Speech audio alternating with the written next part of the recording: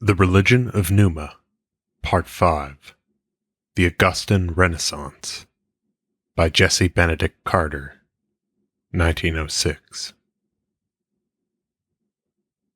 Politics had caused the downfall of the state religion, weakened by the attacks of a skeptical philosophy. Driven from the hearts of the common people by the rival cults of the Orient, the state religion had finally lost all its influence by the abuse of it as a political tool. Its priesthoods were deserted, its temples were falling into ruins, with the grass carpeting their mosaic pavements, and the spiders weaving new altar cloths. To us with our modern ideas, it would have seemed impossible that this state religion could ever rise again. And probably no other state religion that the world has ever seen could have been brought to life again, because no other state religion has ever been so absolutely a part of the state, unless the state itself were a theocracy. And possibly no lesser genius than Augustus could have accomplished the task, even under the slightly more favorable conditions which the state religion of Rome offered. Whether Julius Caesar would have attempted the restoration is one of many questions which his death left unanswered. Certainly thoughtful men of his day hoped that he would, and it was in this hope that Varro dedicated his Divine Antiquities to him, and another contemporary, Granius Flaccus, his book on the Invocation of the Gods. But except for one law which he caused to be enacted concerning the priesthoods, we have no knowledge either of his accomplishment or of his intentions, and the great task was left practically untouched for the master hand of Augustus.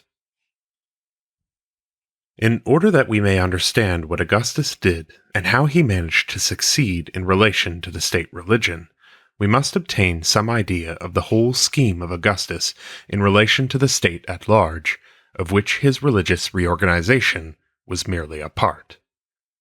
One of the cleverest characterizations of the Emperor Augustus which has ever been written was that by the late Professor Mommsen. But its relatively secluded position in the Latin preface to an edition of Augustus's great autobiography, the Res Gestae, has prevented it from being generally known. Mommsen describes Augustus as a man who wore most skillfully the mask of a great man, though himself not great. This epigrammatic statement is undoubtedly clever, but it is not just, although it is the opinion concerning Augustus which we would expect a man to hold who, like Mommsen, had an almost unbounded admiration for Julius Caesar. There have been scattered throughout the pages of history, even down to our own day, men of whom we say that they were not great men, though they did a great work. In certain cases, doubtless, we can separate the man from his work and justify the assertion. But in other cases, we are deceived by the man himself, just as his contemporaries were, and as he wished them to be. For it occasionally happens that a man who is called to rule over men and to reorganize a disordered government is able best to accomplish his end by a gentle diplomacy, a conciliatory manner, which is often misunderstood by those who surround him and who interpret gentleness of spirit as smallness of spirit and self-restraint as weakness. It would be truer to describe Augustus as a man who wore most skillfully the mask of an ordinary man, though himself an extraordinary man. The more we study the chaotic condition of Rome under the Second Triumvirate, and the more fully we realize not only the total disorganization of the forms of government, but also the absolute demoralization of the individual citizen, the more we appreciate the almost impossible task which was set for Augustus, and which he successfully accomplished. For 100 years, from 133 BC to 30 BC, from Tiberius Gracchus to Actium, hardly a decade had passed which had not brought forth some terrible revolution for Rome. Even the great Caesar had failed, had not divined aright the only treatment to which the disease of old age would yield. For, although the blows which actually killed Caesar may have been merely an accident in history, the deed of irresponsible men, his fall was no accident, but was the inevitable logical outcome of his imperial policy.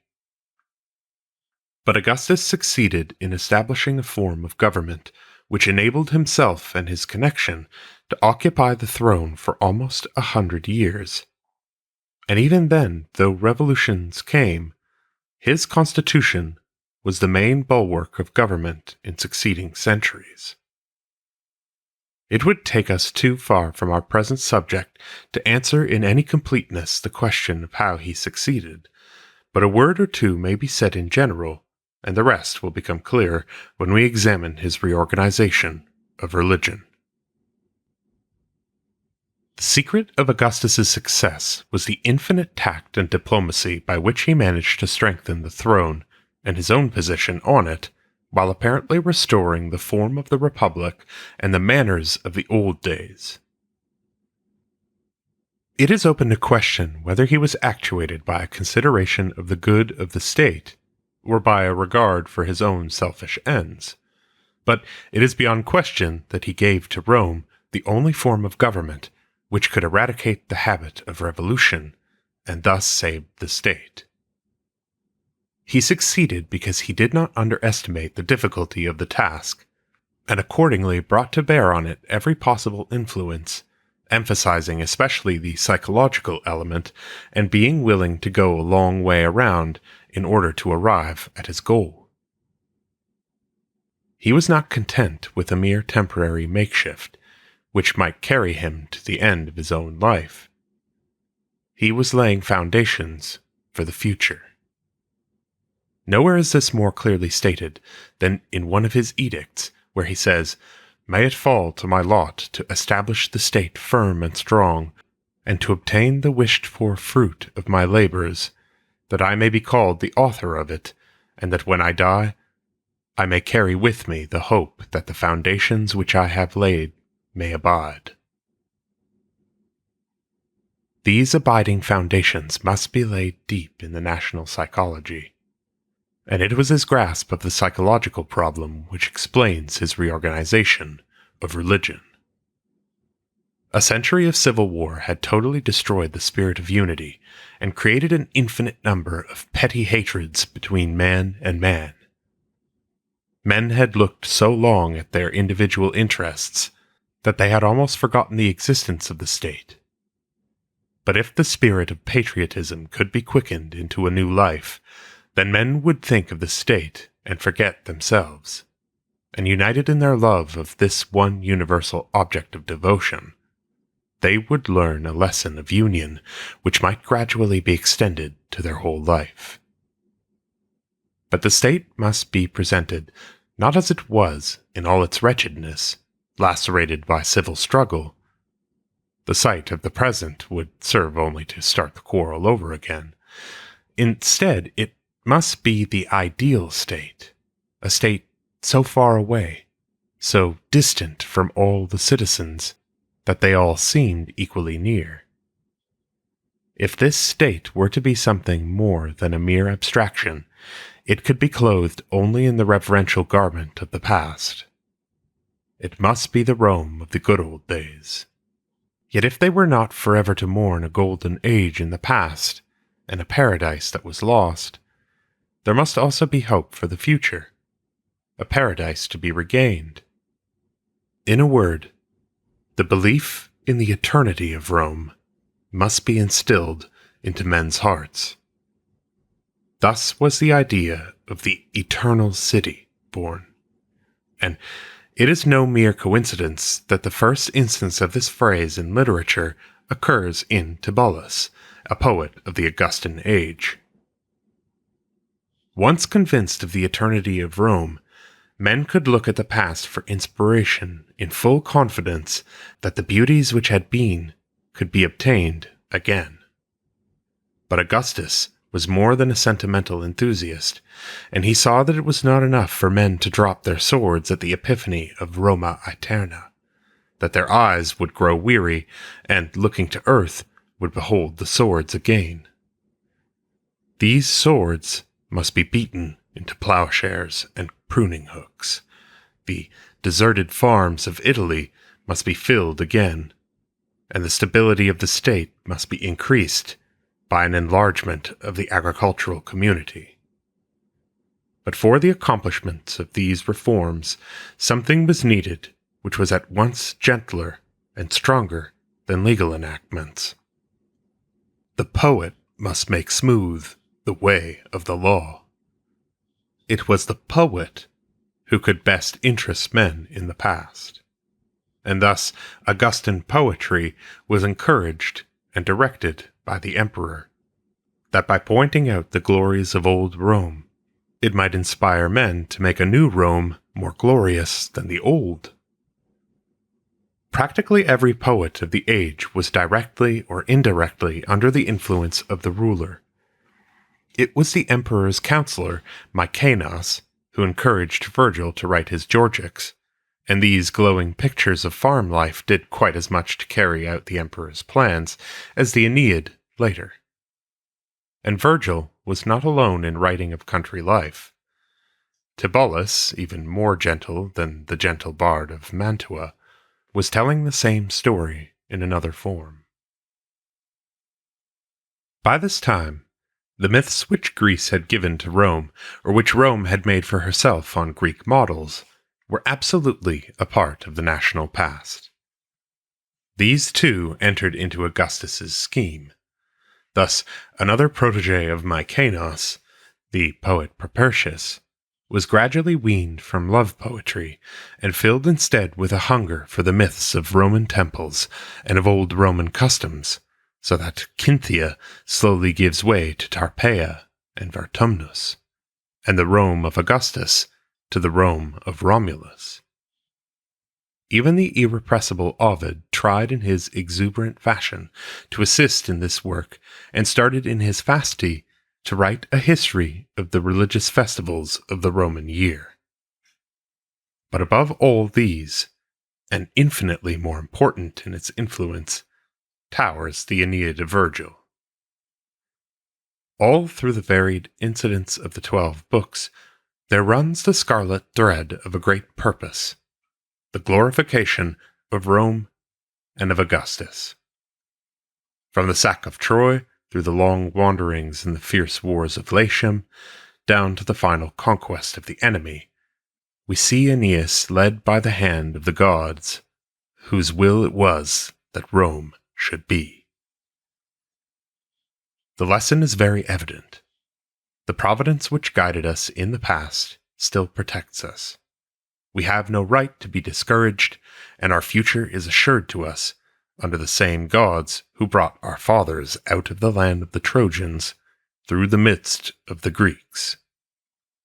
But there is concealed in the Aeneid another lesson, much more directly useful to Augustus. Its hero, the immaculate, pious Aeneas, is the direct ancestor of the Julian house to which Augustus belongs, and the founding of Rome shows not only the good will of the gods toward the city, but in no less degree their special appointment and protection of the ruler. The descendants of the house of Aeneas are therefore the divinely appointed rulers of Rome. There can be no question that this poetry had an effect nonetheless far-reaching, because its influence was difficult to estimate and analyze. It was not necessary for the psychological result that men should actually believe in these myths. Much was gained if they allowed their thoughts to dwell on the ideas presented in them. It was the sedimentary deposit thus formed which was to fertilize the soil of patriotism which had grown so barren in the civil wars. But while Augustus was broad-minded enough to realize the value of the influence of literature, he did not fail to recognize that men could not live by myths alone, that they must be surrounded by visible cult acts and tangible temples to the gods in order that their faith might be aided by sight and their life filled with action. Literature was to encourage patriotism, and patriotism was the foundation for the spiritual restoration of the state religion. But the state itself must by legal enactment prepare the outward form which the religious activity was to take.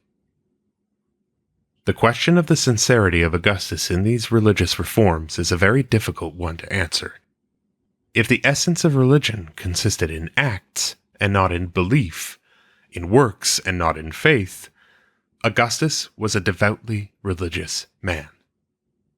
Beyond that, we cannot go, for our judgment is hampered not only by ignorance of the facts, but by our inability to free ourselves from the modern standpoint in the interpretation of the few facts that we do know. There can be no question of the emperor's fitness for the task so far as priestly learning went, for he was from a very early age a member of 3 priesthoods, a pontiff, an augur, and a guardian of the Sibylline books.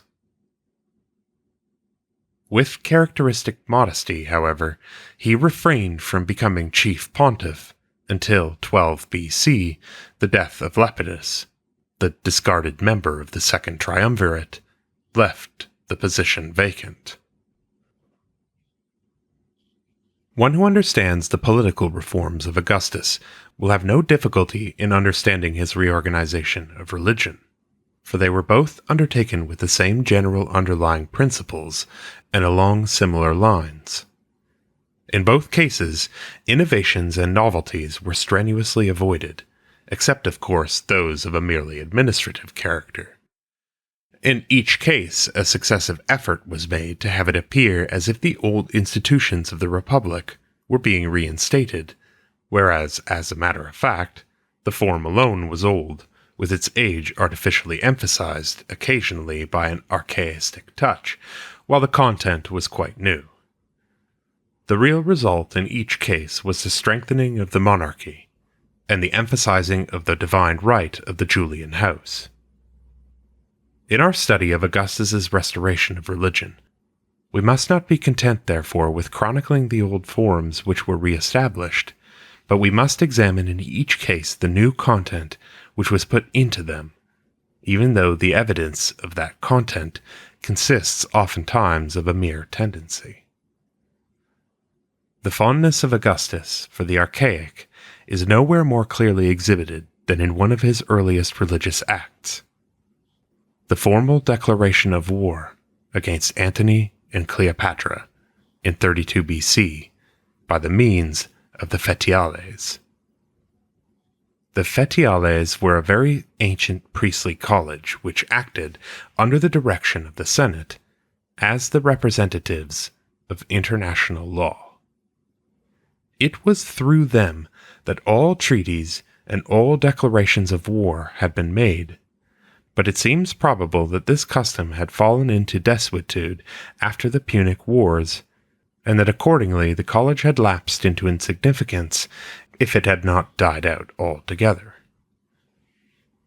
But now, as the first step in the rebuilding of the priesthoods, Octavian restored the college to its old rank, and gained also the additional advantage that the people were impressed with the moral righteousness of their cause against Antony and Cleopatra, and also with the fact that it was foreign, that is, an international war and not a civil one, in which they were about to engage. The effect of Octavian's restoration was a lasting one, for from this time on, this priesthood was held in high honor during the whole of the empire, and the emperors themselves were members of it. This was a very characteristic beginning to Augustus's activity. It was primarily the human element to which he was appealing in his religious changes, and hence the priesthoods needed especial attention. It was not long after the Battle of Actium that he restored another very ancient priesthood, that of the Arval brothers. This was a very old priesthood, consisting of 12 men who took part in the purification of the land, the Ambarvalia, so called because the ceremony consisted of a solemn procession around the boundaries of the fields. But as the Roman territory grew and such a ceremony in the old fashion became impossible and was carried out merely symbolically by sacrifices at various boundary points, the Arval brothers lost all their importance, so that even in these symbolic sacrifices, their place was taken by the pontiffs. Augustus, however, recognized in this priesthood an effectual means of emphasizing the agricultural side of Roman life, and of connecting the imperial family with the farming population.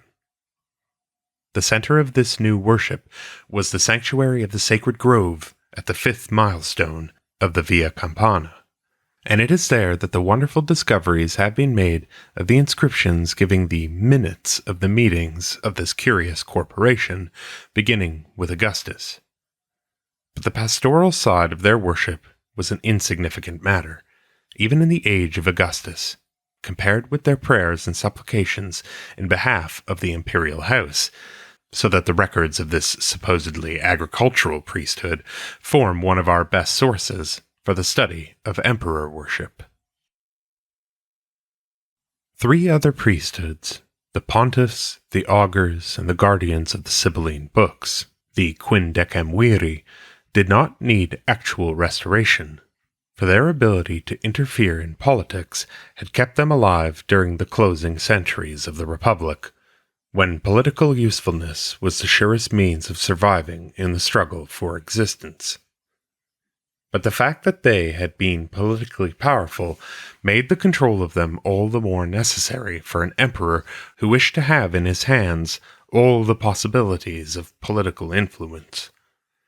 It was contrary to Augustus's policy openly to crush any of the institutions which had really been, or what was from his standpoint very much the same thing, had been thought to be a bulwark of republicanism. As a matter of fact, however, these priesthoods had been one of the chief means of bringing the Republic into the control of one man. Hence, for Augustus, the problem was easy to solve. It was only necessary to appear to honor these priesthoods by raising their dignity still higher and making only men of senatorial rank eligible, and then to take the chief position in them himself, and to fill them with his own supporters. Thus the Republic was apparently saved, and the Empire was really strengthened. But the priesthood to which Augustus devoted his most especial attention was the priesthood of Vesta, the Vestal Virgins. Here he was guided not only by his desire to improve the condition of the priesthoods in general, but also by his especial interest in the cult of Vesta.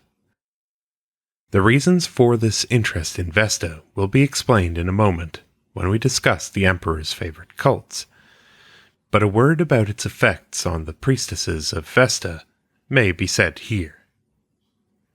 The Vestal Virgins had been relatively little contaminated by politics, but the priesthood had suffered along with all the rest of the religion of the state because the general indifferentism and neglect of religious things which characterized the closing centuries of the Republic. The best families in the state were not as ready as in the earlier days to devote their daughters to the service, and thus the rank, and consequently the influence of the Vestals, had to some extent declined. But now all this was immediately changed. The outward honor and the insignia of the Vestals were increased until they were allowed such privileges as not even the emperor possessed.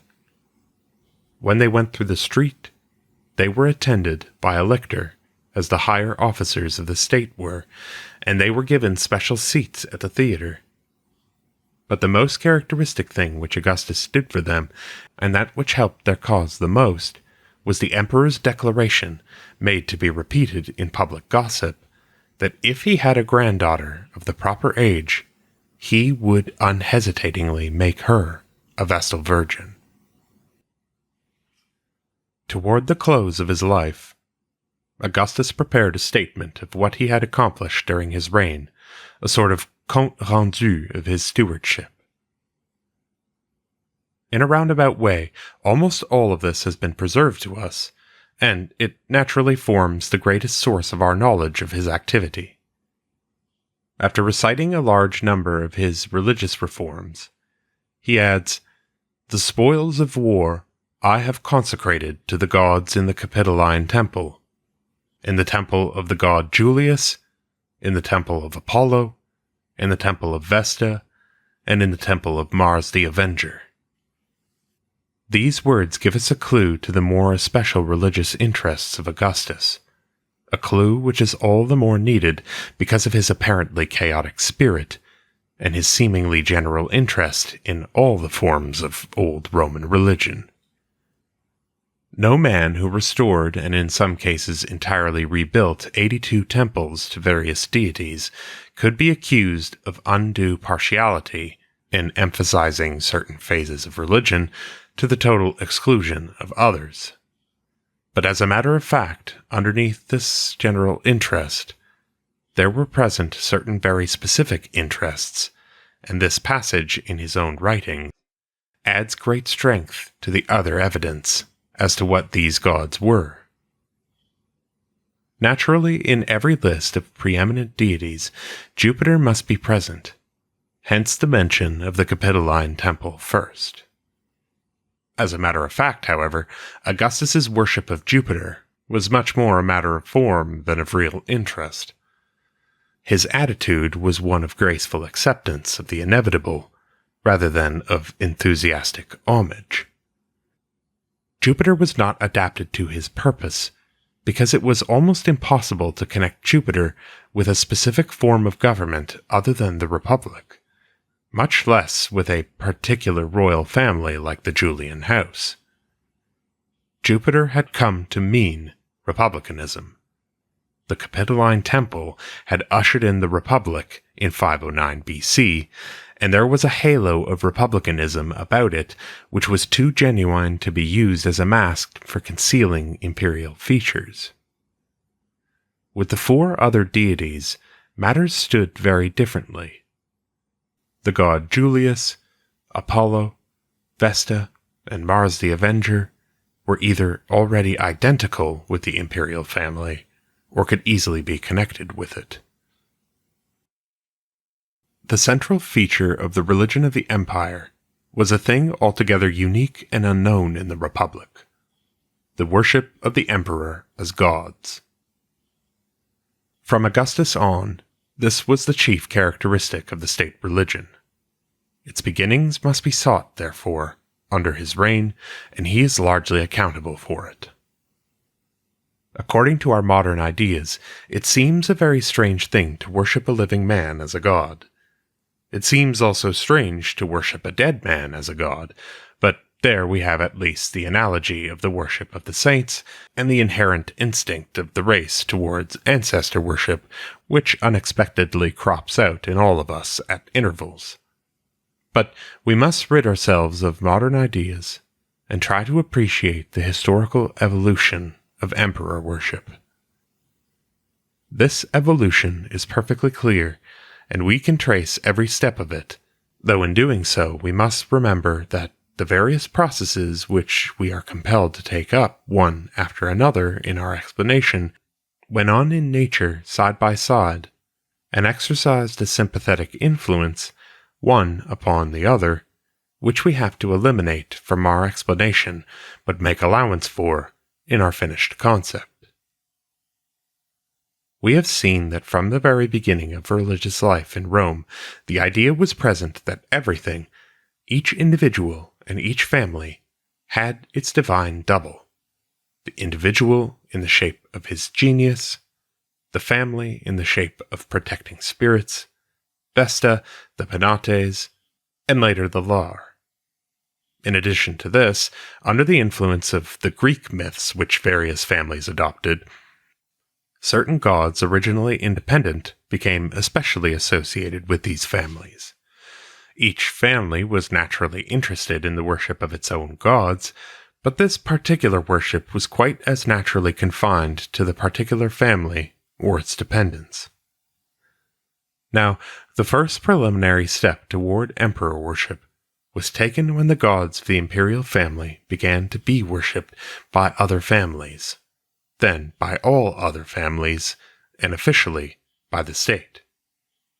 But from the very beginning, the gods of each family had included also the deified ancestors, the daimones, at first thought of en masse and not as individuals, but toward the close of the Republic they began to be individualized, so that the next step in emperor worship was when the dead Julius, a particular ancestor therefore of Augustus, began to be worshipped by the whole people and unofficially by the state. But also from the beginning there had still been another element in family worship, the cult paid to the genius or the divine double of the living master of the house. There followed then correspondingly, as another step toward emperor worship, the homage paid by the whole state to the genius of the living emperor. These three steps, the worship by the whole state of the gods of the emperor's family, in its three forms, the gods of the family in general, and in particular the deified ancestor, and the genius of the living representative, were all encouraged and officially established by Augustus. Lastly, there came from the Orient a habit of thought in distinct contradiction to Roman ideas, whereby not the genius of the living emperor, but the very man himself was divine in life and in death. Augustus fought against this concept, but had to yield to it and allow himself to be worshipped directly as a god in the Orient itself, and in certain coast towns of Italy, which were under strong Oriental influence.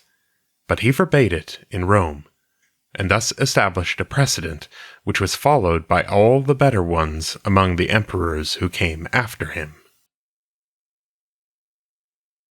This digression was necessary in order that we may appreciate the reasons for Augustus's preferences in emphasizing certain cults. Unquestionably, he did not foresee or plan for an emperor worship such as eventually grew up out of his arrangements. He was, however, deeply interested in emphasizing the worship of the special deities of his own family. The four gods, therefore, whose names he coupled with that of Jupiter in the summary of his religious activity, Apollo, Vesta, Mars the Avenger, and the god Julius, are all intimately connected with his family. And if we add to this the worship of his own genius, the Genius Augusti, we shall have the real kernel of his religious restoration. It remains for us to see in what way these deities are connected with his family, and how he managed to emphasize their cult, and at the same time to bring them into close relation to himself. From the time of his first introduction into Rome, Apollo had stood in relation of contrast to Jupiter. Apollo's oracles, the Sibylline books, had brought in a host of Greek gods whose presence tended inevitably to lessen the unique position and the unparalleled prestige of Jupiter Optimus Maximus, the great representative of nationalism in Roman religion. At first this contrast was scarcely marked, and the very oracles of Apollo, which were destined to undermine Jupiter's omnipotence, were stored in Jupiter's temple and under his protection. The difference was felt more strongly as the priesthood of the Sibylline books began to grow in influence alongside the pontiffs, the priests of the Jupiter cults. This opposition was emphasized in 367 BC, when the priesthood of the oracles was opened to the plebeians, while the pontiffs were still patricians. At first, unquestionably, the object of the patricians was to keep for themselves the more sacred and the then more important college, and to open the lesser priesthood to the plebeians. But in the struggle of the two orders, those things which were open to the plebeians grew in importance, and entirely overshadowed those which were so scrupulously hedged about, and the elements which strove to resist progress were crushed beneath it. And just as the old assembly, the comitia curiata, which the patricians had for themselves, was later of no account compared with the comitia centuriata, which belonged to both orders, So the College of Pontiffs lost significance while the keepers of the oracles gained steadily in power and influence. But it was not merely because Apollo was the great leader of the Greek movement in Roman religion that Augustus chose to honor him. A far more important consideration guided him, for Apollo was especially attached to the Julian house in all its mythical and historical fortunes. The first great public evidence of Apollo's favor in Augustus's career was at the Battle of Actium. But while this led to the first proclamation of the emperor's devotion to Apollo, it was not Actium which made him a worshipper of the god, but it was because he was a worshipper of Apollo from the beginning that Actium and all subsequent tokens of the god's favor were emphasized by him. However much or little the people of the day may have known about Apollo's previous relations to the Julian family, the legend of his assistance at Actium and the immortalization of that legend in the great temple on the Palatine were proofs enough. The moral effect of the Palatine temple cannot be overestimated, especially when we realize one fact, which is often neglected, that this temple gained infinitely in significance because it was on private ground, attached to the emperor's own private house. For we must not forget that the Palatine was only in process of transition into the imperial residence, and though the house of Augustus, when he left it, was the palace, during his lifetime it was merely his private residence. The Temple of Apollo was therefore, in its origin, theoretically the private chapel of a Roman family, rather than the seat of a state cult. It was the Apollo of the Julian house who was being worshipped there. And yet it was far more than a private worship, for it began very soon to be a cult centered in distinct rivalry to Jupiter Optimus Maximus on the Capitoline. The oracles of the Sibyl, even though they were the words of Apollo, had never been preserved in the old Temple of Apollo on the Flaminian Meadow, but instead they had always been in the custody of Jupiter on the Capitoline. But now, these oracles, after being carefully revised by the emperor, were deposited in the new Palatine Temple, and by this act the center of all Greek cults in Rome was transferred from Jupiter to Apollo, from the Capitoline to the Palatine, and the rivalry between the two was publicly declared. The temple was dedicated in 28 BC, and Augustus allowed its influence to permeate the Roman people for more than a decade before he took the next step, a step which was virtually to parallel Apollo and his sister Artemis Diana with Jupiter and Juno. Among the Greek gods who came into Rome, we saw the entrance in the middle of the 3rd century before Christ of a pair of deities of the lower world, Dis and Proserpina, and in connection with the introduction, the establishment of certain games called secular because they were to be repeated at the expiration of a century, a saeculum. The initial celebration was in 249 BC.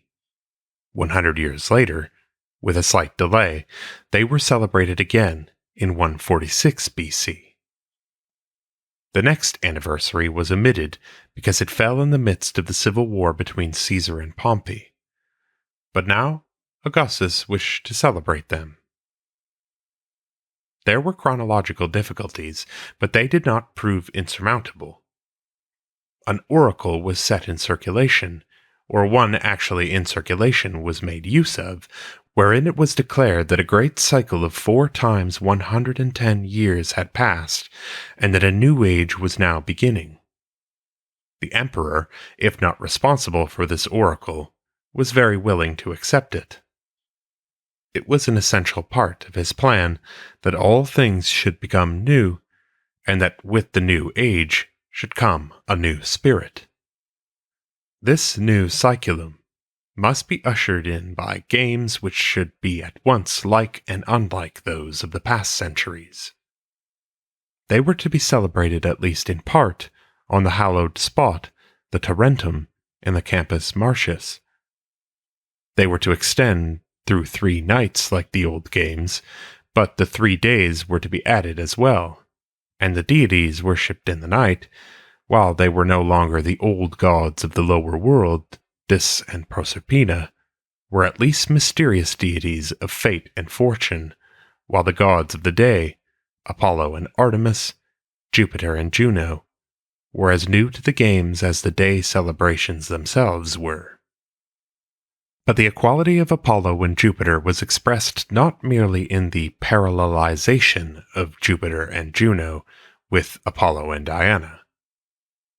It was still more in evidence on the third and greatest day of the festival, when the procession of 3 times 9 youths and 3 times 9 maidens sang the song in honor of Apollo and Diana, which Horace wrote, and which has been preserved to us among his writings, the Carmen Seculare, and to which, in addition, the recently found inscription, giving an account of the games, bears witness in the words Carmen composuit Quintus Horatius Flaccus. On this day, the procession started from the Apollo temple on the Palatine and went over to the Jupiter temple on the Capitoline, and then back to Apollo on the Palatine, thus indicating not only the equality of Apollo and Jupiter, but even the superiority of the former.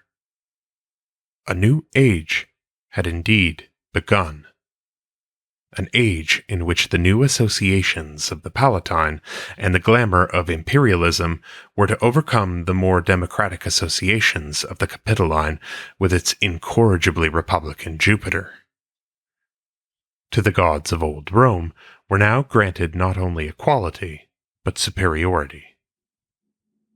The specific cult of Apollo, to be sure, did not always retain the exalted position to which Augustus had raised it, but even it never entirely lost its prominence, whereas the general idea of the supremacy of the imperial cult was now established for all time to come.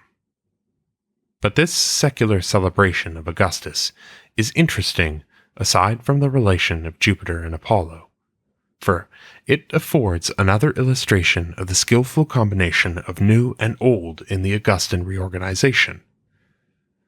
In form, the festival is avowedly the old one, but in 2 respects, at least, it introduces a new element. In the first place, participation in the old festival, as in all the old festivals, had been confined to Roman citizens. Others might look on, but they could not take part, nor were they the recipients of any of the blessings which were to follow.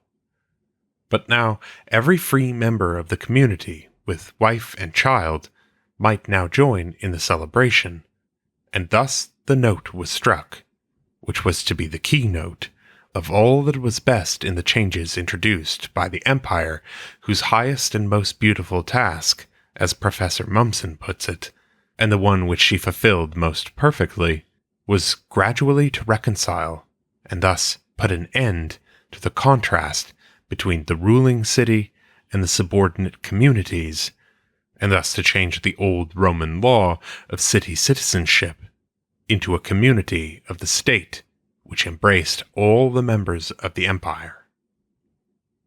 But even this was not all. Under the guise of this restoration of an old republican institution, a blow was struck at the very foundation of all republican institutions, namely, the power of the Senate. It was par excellence Augustus's festival, arranged by him or by those to whom he had committed the details. The Senate had little or nothing to say about it, and yet the control of such religious celebrations had hitherto formed an inalienable part of the Senate's power. Even in the procession itself, the Republican magistrates do not seem to have been officially present. It was thus no longer the Senate inviting the magistrates and the citizens in good and regular standing to perform a certain divine function, but it was the emperor inviting all the members of the community, citizens and non-citizens alike, to join with him in worshipping the gods of the new state. A great part of Augustus's success was unquestionably due to a certain form of moral courage. For all his diplomacy and his desire to feel the pulse of the people, he was never lacking in the courage of his own convictions. This can be seen nowhere better than in his attitude towards his adoptive father, Julius Caesar.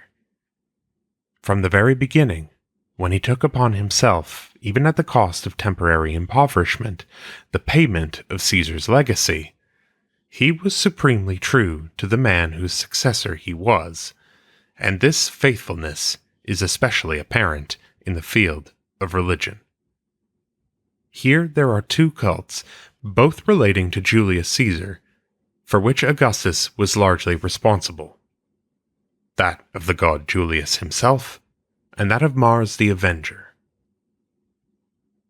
In consideration of what Caesar had already done for the reorganization of the state, and in view of what he was planning to carry out, his death was a national calamity, but his influence might still be rescued and preserved by elevating him into the rank of the gods.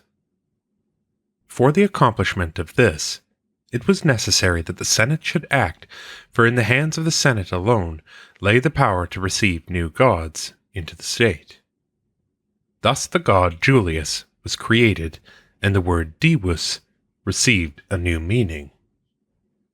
With that logic which was characteristic of Roman religion from the very beginning, the elevation of Julius into the ranks of the greater and more individual gods went side by side with his exclusion from the ranks of the ordinary deified ancestors, so that thereafter, at the funeral processions of the Julian family, his wax mask was absent from the procession of ancestors to which he no longer belonged, but in the parade of the circus he was present, drawn in a wagon among the greater gods.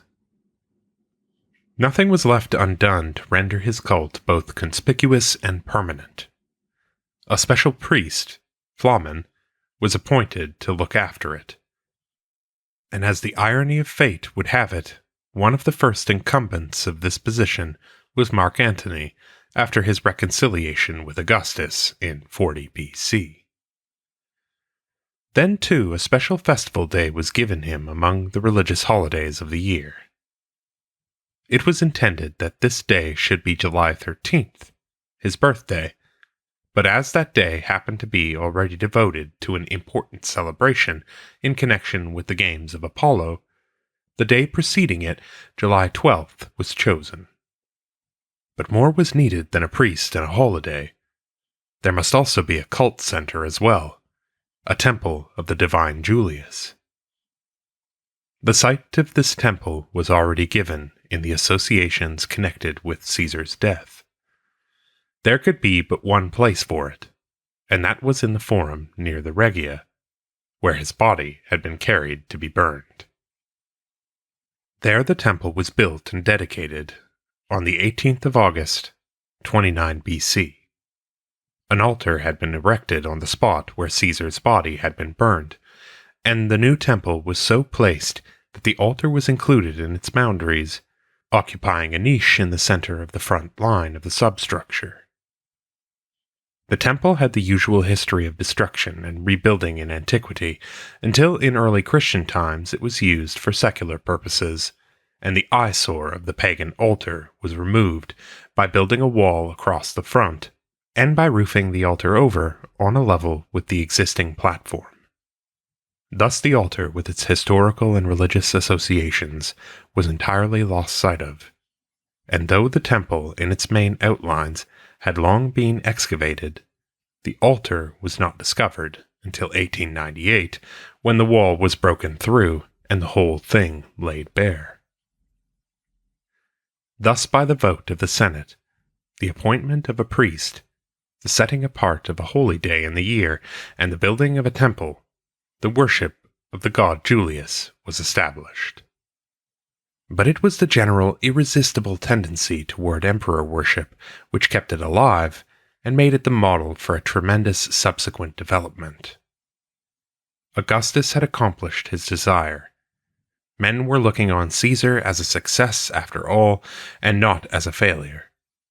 The dii manes of a murdered emperor had been profitably exchanged for the divus Iulius, and just as the gods had founded the old Rome of Romulus, so again it was a god who had laid the foundations of the empire over which his successor was ruling. But Augustus was not content with this. It was all very well for men to look upon the god Caesar as an illustration of justification after death, as an example of how heaven could right the wrongs of earthly existence, but that was not sufficient. The punishment of those who caused his earthly downfall must be emphasized. It must be shown that the gods were quite as much interested in punishing the sinner as in rewarding the righteous man who was sinned against. It was one thing to transfer one's ancestors to the gods. It was quite another thing to take measures to keep oneself from following in their footsteps, even though their last estate was theoretically desirable. Hence, side by side with the cult of the Divus Iulius, went that of Mars Ultor, Mars the Avenger. The circumstances of the beginning of the cult show that it was no mere poetical title, but a genuine cult name born in an earnest moment. For the great temple subsequently built to Mars under this cognomen was vowed by Augustus in behalf of the vengeance for his father in the war against the slayers of Caesar, Brutus, and Cassius. This temple, vowed at Philippi in 42 BC, was so slow in building that, in the meantime, Augustus erected a small round temple to Mars Ultor on the Capitoline. This was dedicated May 12th, 20 BC. In the years which followed, Augustus proceeded with the difficult and extremely expensive task of purchasing property for his own forum, and here was built and dedicated August 1st, 2 BC, the great temple of Mars Ultor. But aside from being a very present reminder of the vengeance which the gods had in store for those who killed a Caesar, it stood also for the Julian house. For Mars was not alone in the temple, but with him was Venus, the ancestral mother of the family of Julius and Augustus, and thus was once more emphasized the connection between the ancestors of the ruling house and the great ancestor Mars, from whom all Romans were sprung. A temple possessed of such strong associations with the imperial family became instantly a center of their family worship, and in this respect produced another rival to the cult of Jupiter on the Capitoline. In connection, namely, with the putting on of the toga virilis, the members of the imperial family went to the temple of Mars Ultor instead of following the immemorial custom of ascending the Capitol to the shrine of Jupiter Optimus Maximus. More important yet, the insignia of the triumph, which had always been in the keeping of the Capitoline Jupiter, even before he was Optimus Maximus, and while he was only the striker, Feretrius, were now preserved in the temple of Mars Ultor. With all the state worshipping Apollo, the god of the emperor's own family, on the Palatine, celebrating the divinity of his ancestor god Julius in the Roman Forum, and acknowledging Mars as the avenger of all those who did the emperor harm, in the emperor's own new Forum, it might have seemed to a less far-seeing man that religion had sufficiently pressed into the service of the royal family. But so it did not seem to Augustus. These cults were all three of them essentially new, and new cults may, to be sure, easily become prominent. They usually do, but the test comes with time whether there is external pressure sufficiently continuous to give permanency to this prominence. As a matter of fact, not one of these three cults continued later to hold the rank in importance which it had under Augustus. On the other hand, if one went low enough and looked sufficiently deep down, certain elements in the religious life of the community could be found which continued almost unchanged from century to century. These were the simple elements which were involved in family worship: the sacrifices at the hearth of Vesta, and those to the genius of the master of the house. Here, simple beliefs and elementary cult acts had continued virtually unchanged from the very earliest period down to the present. These cults did not need any formal restoration on the part of the emperor, for they had not experienced the decline which the other cults had suffered. But by just so much more, they would afford a firm foundation for his empire and his own rule, if he could, in some way, succeed in connecting them with himself. In the case of Vesta, this was comparatively easy. The Pontifex Maximus was the guardian of the Vestal Virgins, and on March 6, 12 BC, when Augustus became the Pontifex Maximus, it was quite natural that there should be a festival to Vesta, and that the day should continue as a public holiday. The Pontifex Maximus, however, was supposed to live in the Regia down in the Forum, where Julius Caesar, as Pontifex Maximus, had actually lived. This Augustus did not desire to do, hence he gracefully gave up the Regia to the Vestal Virgins and made his official residence in his own house on the Palatine, fulfilling the religious requirements by consecrating a part of that house. On a portion of the section thus consecrated, a temple of Vesta was built and dedicated April 28, 12 BC. This was strictly speaking his own Vesta, the hearth of his own house, but the prominence of the temple of Vesta there had an effect similar to the prominence of the temple of Apollo on the Palatine, and the whole state thus began to worship at the hearth of the emperor, and in time the emperor was worshipped at each individual hearth. But the crowning touch of Augustus's religious policy was yet to come.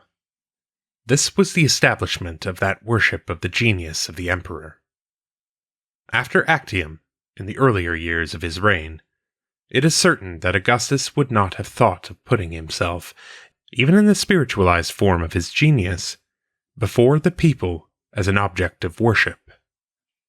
But the tendency to emperor worship, which Oriental influence had brought with it, was not without its effects on the emperor himself, and perhaps these effects were all the stronger because of his valiant struggle against it. Then, too, the state was already worshipping the gods of his family, even Vesta Augusta, the goddess of his own hearth.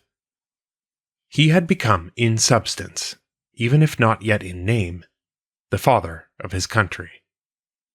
It had been an immemorial custom that the members of the household should worship the genius of the master of the house. In every household in Rome, that custom still existed.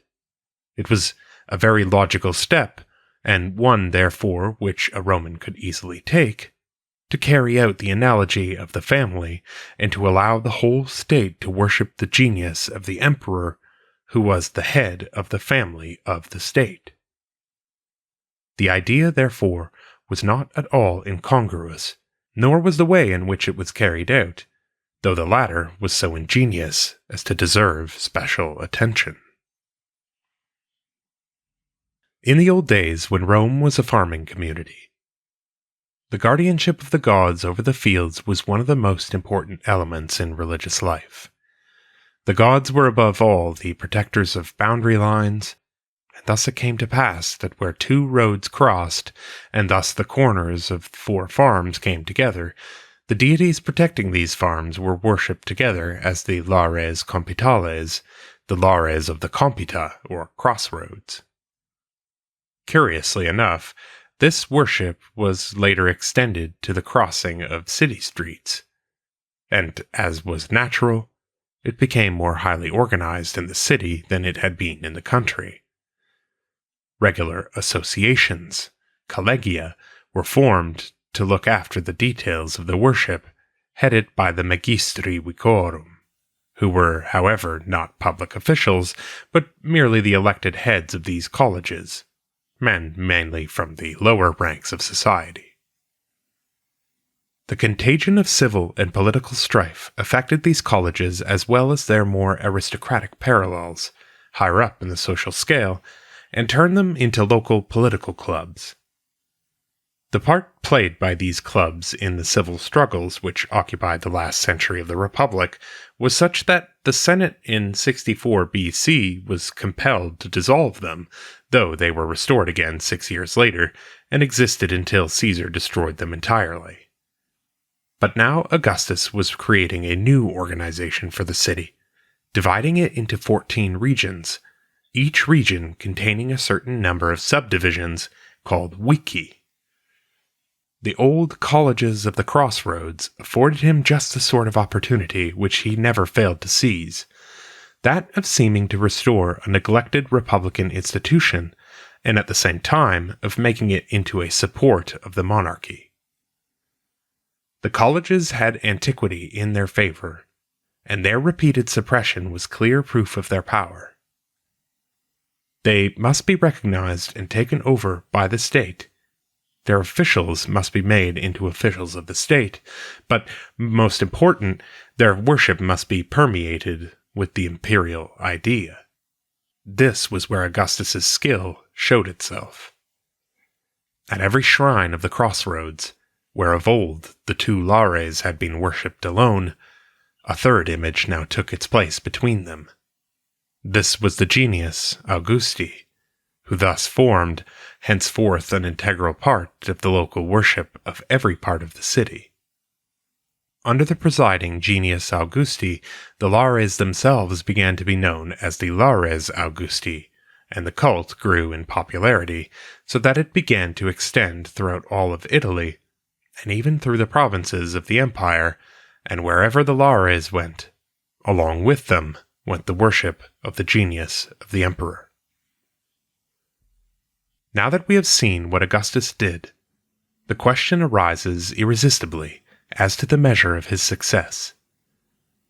There can be no question but that he was successful in obtaining the immediate object he was seeking after. A formal religious life was unquestionably brought into being, and such strength that life had was exerted in behalf of the empire. This is only in part true of the city, but it is absolutely true of the provinces, where, after all, in the long run, the balance of power was bound to lie. In every case, the religious reform, begun in the city, spread rapidly throughout the rest of Italy, and out into the provinces. There the negative elements which hindered its growth in Rome itself were absent. For the provinces, the empire was all gain, and even a bad emperor was far better than none at all. The politics of Augustus had recreated the religion which the politics of the last century of the Republic had destroyed, had recreated it in as far as political considerations could. But the spirit of skepticism, which had made possible for the political abuse of religion, could not be driven out by any further application of politics. A form might be created, both the paraphernalia of the temples and the hierarchy of priests whose business it was to perform certain cult acts, but there the power of enactment ceased. In the main, the religious life of the people went on for good or for ill, entirely independent of these things. All that was alive and real in the simple domestic cult went on down into the empire, and those who were faithful still. The cult of the Orient, against which Augustus had done all that he dared, still captured the minds of the vast majority of people, and a Mithras or an Isis meant infinitely more than a Mars or a Vesta, even if Mars were the avenger of a Caesar, and Vesta the goddess of the living emperor's own hearth. Among the more intellectual classes, the folly of the one set of gods, the darlings of the common people, was felt as keenly as the folly of the others, those who had been worshipped by men of former days. Philosophy, which had its share in the breakdown of faith, beginning in the days of the Punic Wars, was now offering out of itself a substitute for the faith which it had taken away. It no longer contented itself with a destructive criticism which resulted in a negative view of life, but in Stoicism at least, it strove to provide something sufficiently constructive to afford not only a rule of living, but also an inspiration to live. With the death of Augustus, the last chapter in the history of old Roman religion was closed. His was the last attempt to fill the spiritual needs of the people with the old forms and the old ideas, for what he offered was, in the main, old, though certain new ideas were mixed with it. From now on, the lifeless platitudes of philosophy and the orgiastic excesses of the Oriental cults divided the field between them, and it was with them rather than with the gods of Numa, or even with the deities of the Sibylline books, that Christianity fought its battles. That, too, is a fascinating study, but it is quite another story, and with the death of Augustus, our present tale is told. And when we look back over the whole of it, the main outline becomes perhaps even clearer because of the details into which we have been compelled to go. We see at the start the simple religion of an agricultural people still strongly tinged with animism and inheriting from an animistic past a certain formalism which is so great that it almost becomes a content.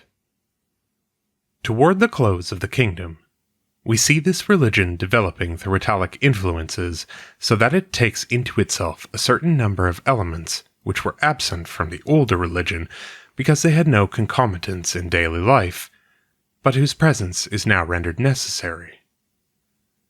These elements are especially the ideas of politics, trade, commerce, and the liberal arts.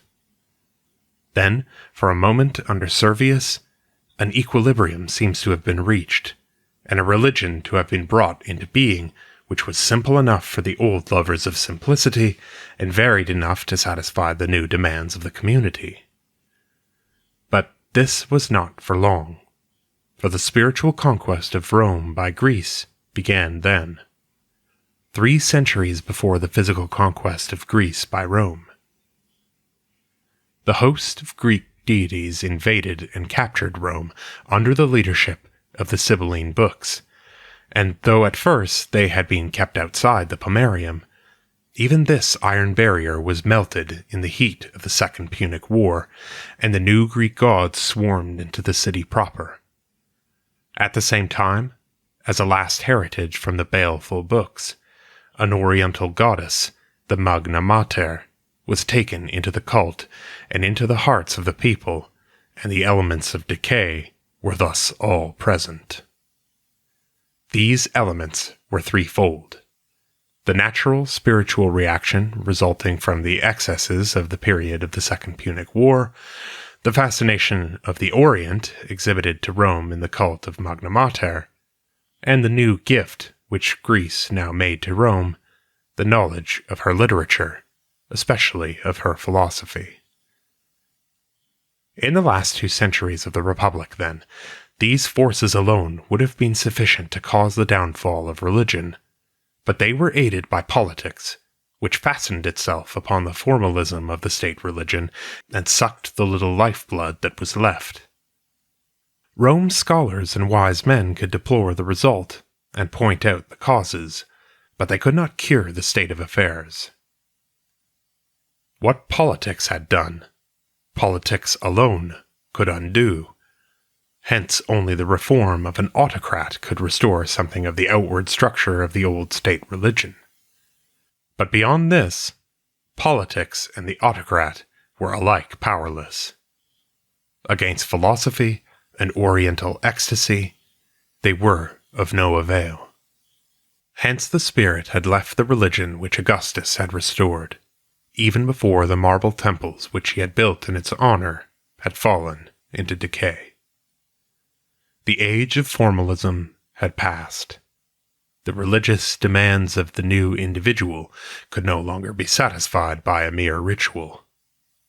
For good or for evil, something more personal, more subjective, was needed.